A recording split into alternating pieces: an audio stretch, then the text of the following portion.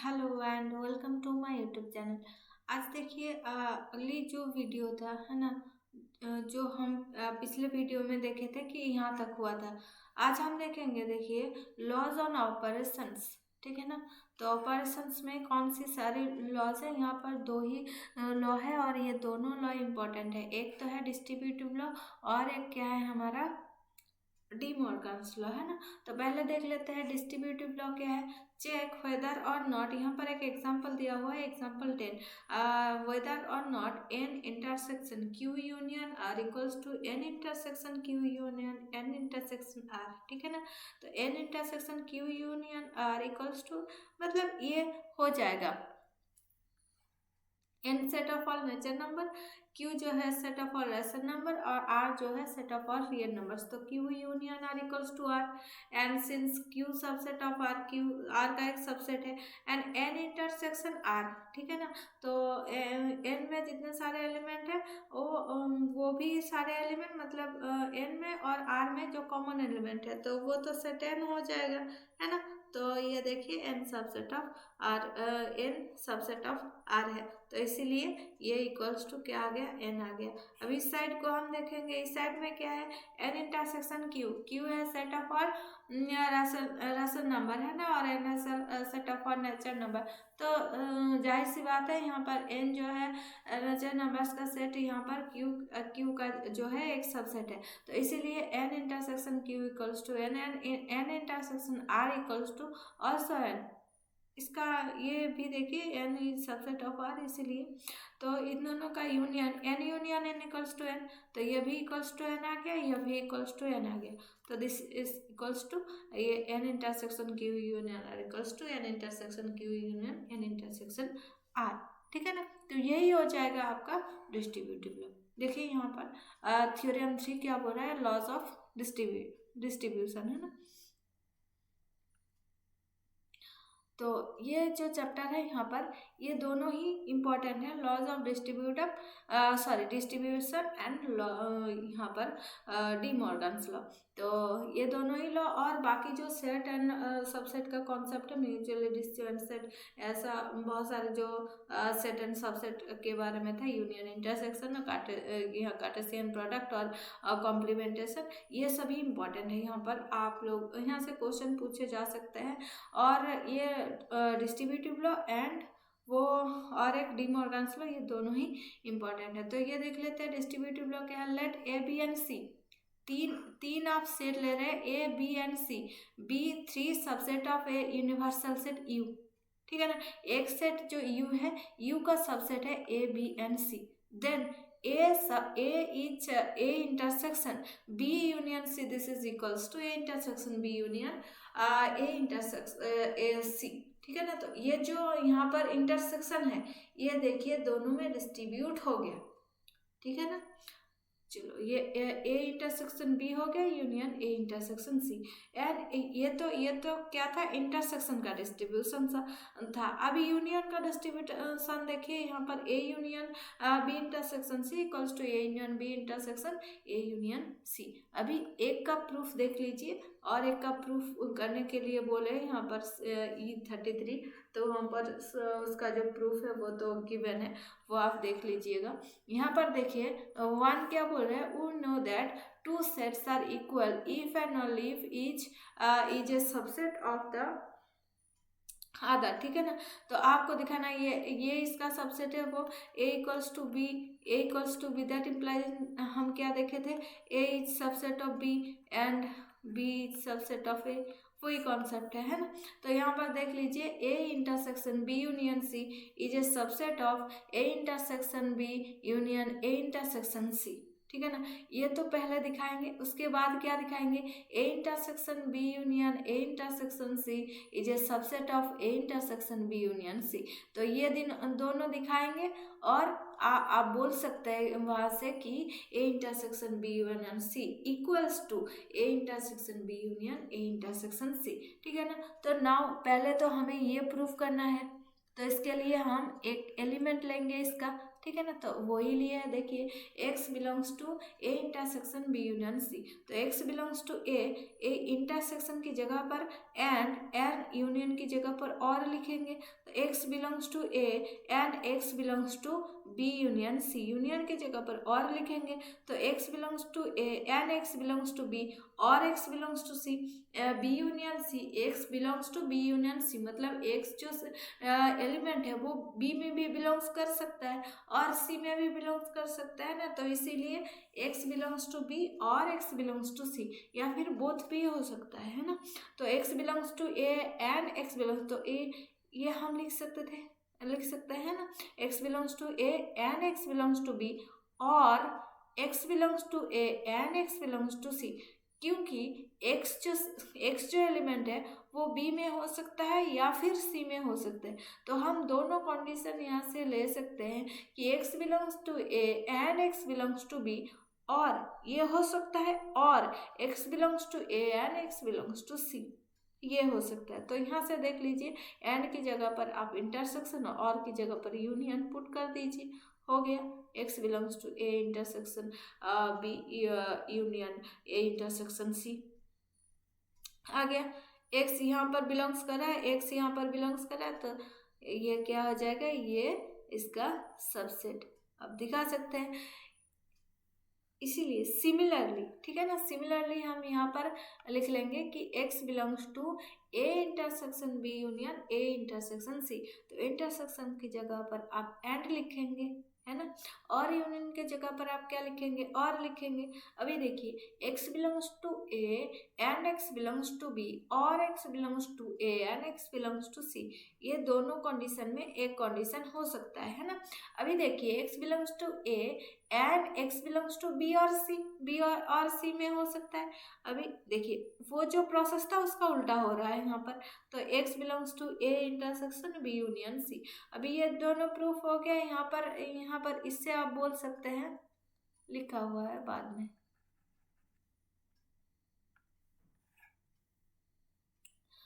देखिए x belongs to, ये हो गया b यूनियन c। यहाँ से आप ऐसे लिख सकते हैं, यहाँ से, है ना।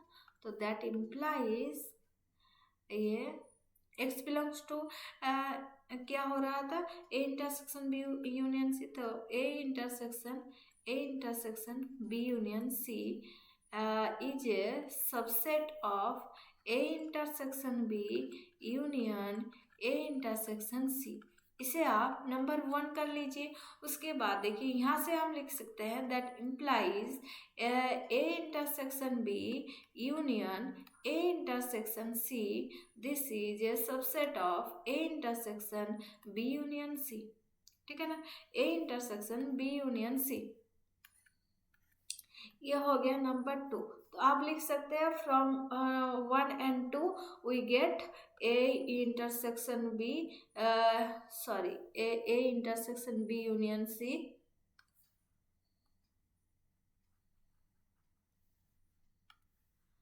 a intersection b union c equals to a intersection b union a intersection c, ठीक है ना।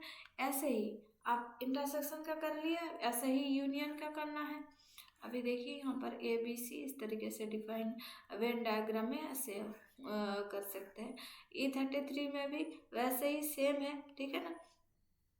उसके बाद थ्योरम 4 क्या बोल रहा है, for any 3 set A B and C prove that A union B intersection Cartesian product cross C equals to A cross C union B cross C. Cross की जगह पर हमने यूनियन इंटरसेक्शन करके ये जो क्वेश्चन था वो किए थे। अभी देखिए वो क्रॉस प्रोडक्ट में भी आ जाएगा, the Cartesian product of set distributes over the union of the set, ठीक है ना, यूनियन ऑफ द सेट्स में डिस्ट्रीब्यूट होता है।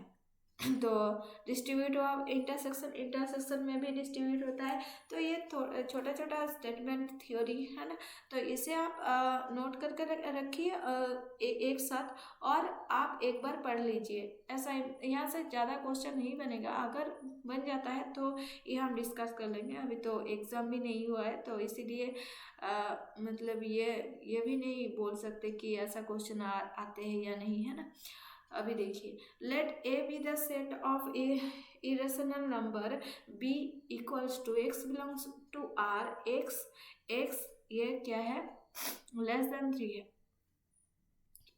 एक्स की जो वैल्यू है वो 3 से कम है ना। Find A intersection B union Q intersection B. तो A intersection B union Q intersection B. Q क्या है, set of all rational numbers है ना। A set of all irrational number है ना। तो बी क्या है, 3 से x belongs to R, B एक ऐसा एलिमेंट है, एंड एक्स जो है ये लेस देन 3 है। अभी ए इंटरसेक्शन बी और क्यू इंटरसेक्शन बी इसको फाइंड करेंगे। तो यहाँ पर A union Q equals to R है, तो A intersection B union Q intersection B, this is equals to, ये डिस्ट्रीब्यूटिव लॉ के थ्रू हम कर रहे हैं, A union Q intersection B, तो R intersection B equals to B आ जाएगा। ये दिस इज इक्वल्स टू क्या आ जाएगा, बी। इसे डिस्ट्रीब्यूटिव लॉ के हिसाब से किया है ना। अभी देखिए डी मॉर्गन्स लॉ समझने के लिए हमें जो कॉम्प्लीमेंटेशन था उसका जो प्रॉपर्टी है वो ठीक से समझना चाहिए। ए के पावर ऊपर में सी या फिर एट एस है ना। अभी देखिए एक ऊपर में छोटा सा सी करके ऐसे ही कॉम्प्लीमेंटेशन दिखाया गया है यहाँ पर। ए क्या है, equals to -2 B equals to 1 3 5 7 U equals to Z. Check whether और नॉट ए यूनियन बी का complement equals to A complement intersection B complement. तो ए यूनियन बी क्या है, ए यूनियन बी क्या है, -2 1 2 3 5 7 ऐसे आ जाएगा है ना। तो जेड डिफरेंस आ जाएगा ए यूनियन बी का कॉम्प्लीमेंट, तो ये इक्वल्स टू जेड है। तो ए सेट अगर ये आ गया है ना, ए यूनियन अगर ये आ गया 1 2 3 4 5 7, तो उसका जो कॉम्प्लीमेंट है वो तो जेड डिफरेंस ही आ जाएगा है ना। देखिए A union B equals to क्या आ गया, 1 देखिए -2 1 2 3 5 7 ये सेट आ गया। अभी देखिए u इक्वल्स टू पूरा z है ना। तो a यूनियन b का कॉम्प्लीमेंट क्या आ जाएगा, जो भी एलिमेंट a यूनियन b में नहीं है और u में है, ठीक है ना। तो u सेट क्या है, z। तो जो भी एलिमेंट z में है पर ये a यूनियन b में नहीं है, तो यही तो लिखा हुआ है यहाँ पर है ना।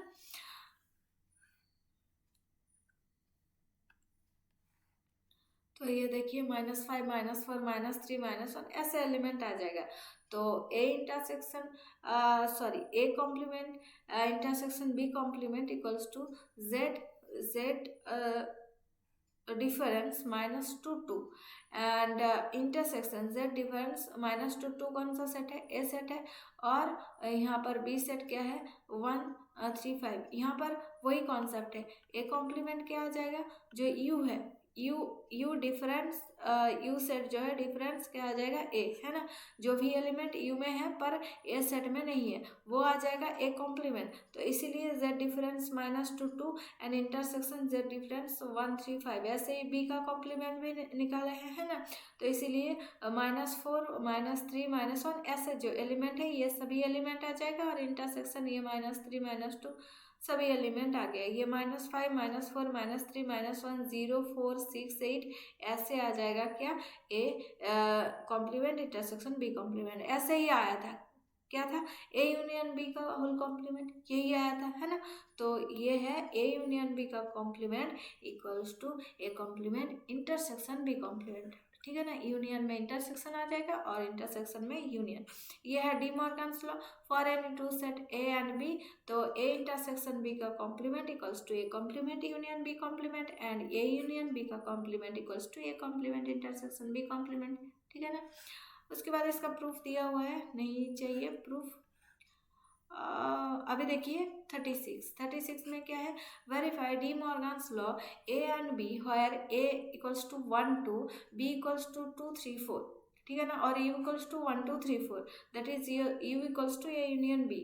Of course the law will continue to hold true with any other u। Verify De Morgan's law पहले और यू को हम यही मान लेते हैं, या फिर यू आप 1 to 10 मान से एनी अदर यू, मतलब आपको 1 to 10 ले लीजिए तभी भी ये ट्रू हो जाएगा। ठीक है ना। जो भी आप यू ले लीजिए यहाँ पर ट्रू आ जाएगा, सभी यू के लिए है ना। तो वहाँ यहाँ पर देखिए आपको क्या दिखाना है, डी मॉर्गन्स लॉ पहले आप ए यूनियन का दिखाइए। A union B equals to क्या आ जाएगा, A union B equals to 1 2 3 4। अभी ए यूनियन बी का कॉम्प्लीमेंट मान लीजिए, ये क्या आ जाएगा 5 आ जाएगा यहाँ पर। अभी A complement equals to A complement क्या आ जाएगा 1 2, और यू में क्या है 1 2 3 4, अभी 3 4 आ जाएगा। And B complement equals to क्या आ जाएगा 2 3 4। यहाँ पर देखिए बी कॉम्प्लीमेंट इक्वल्स टू 1। अभी A complement intersection B complement equals to, यहाँ पर भी 5 हो रहा है। अभी देखिए ये दोनों सेम हो गए। ठीक है ना। इस तरीके से आप इंटरसेक्शन का भी कर लेना। उसके बाद ये तो नहीं चाहिए, यहाँ पर आप ये याद रखने के लिए आप ये कर सकते हैं। और फिर इसका जो प्रूफ है वो नहीं चाहिए होगा, अगर मतलब क्वेश्चन में 1 2 बार आ जाए तो ये डिस्कस कर सकते हैं, या फिर मुझे नहीं लगता कि यहाँ से कोई क्वेश्चन होगा या फिर कोई क्वेश्चन बनेगा। उसके बाद समरी है, समरी में आप लोग ये सबसेट और जो बाकी सारी चीज़ें हैं ना, देखिए यहाँ पर दोनों ही इम्पोर्टेंट है, ये डिस्ट्रीब्यूटिव लॉ और डी मॉर्गन्स लॉ। ये दोनों ही आप ये फर्स्ट जो चैप्टर है इस चैप्टर से कर सकते हैं। और फर्स्ट चैप्टर जो था आपका जो 11th का या फिर 12th का जो आपने पढ़े थे वहाँ से थोड़ा थोड़ा था। ठीक है ना। आप लोगों का कॉन्सेप्ट जो है वो क्लियर करने के लिए। ठीक है, आज के लिए इतना ही। अगले क्लास में हम जो सेकंड चैप्टर है वो स्टार्ट करेंगे, है ना। आज के लिए